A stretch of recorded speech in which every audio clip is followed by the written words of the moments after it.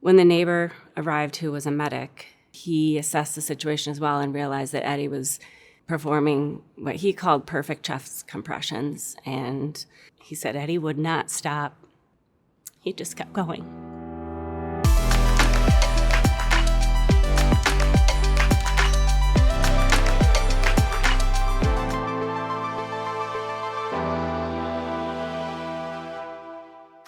It was a typical Saturday morning.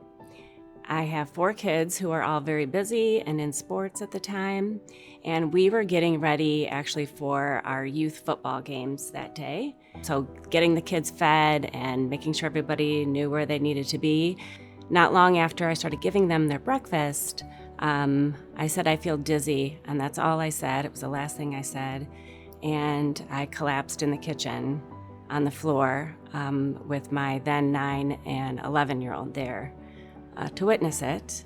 My 11-year-old began to call 911, and my 15-year-old son at the time, he heard all of the commotion and came running into the kitchen to see what was the matter. He assessed the situation and realized that I wasn't breathing normally and I was unconscious.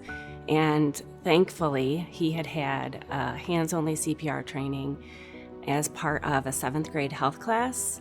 So even though he was 15, 3 years later, he remembered that how powerful the training must have been so that he could recall these basic steps. He recognized that I wasn't breathing normally and I needed CPR.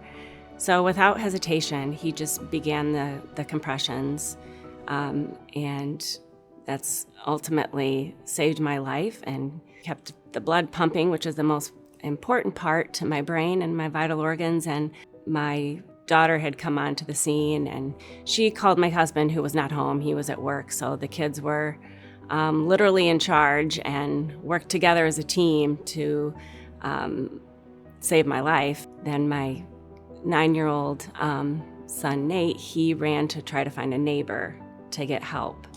When the neighbor arrived, who was a medic, he assessed the situation as well and realized that Eddie was performing what he called perfect chest compressions. And he said Eddie would not stop.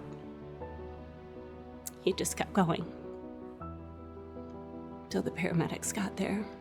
The paramedics continued their amazing work, and they continued another 20 minutes of compressions and 4 shocks with the AED until they were able to get a heartbeat, a rhythm, and a pulse. That it was really a 10% survival rate, and I couldn't believe it. I couldn't wrap my head around it.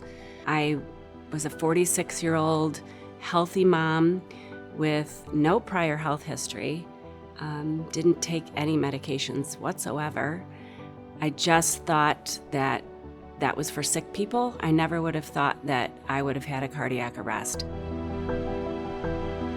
They had done all the tests and found absolutely nothing wrong, no blockages, no cardiovascular issues. It was strictly went into a fatal rhythm.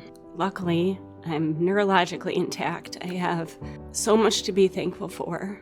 It was starting to sink in that this was really something amazing, that I survived. And I know that so many things had to align in the universe to make this happen.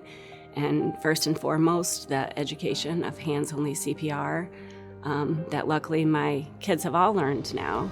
You don't need a certificate from a course to pass just to be an everyday lifesaver.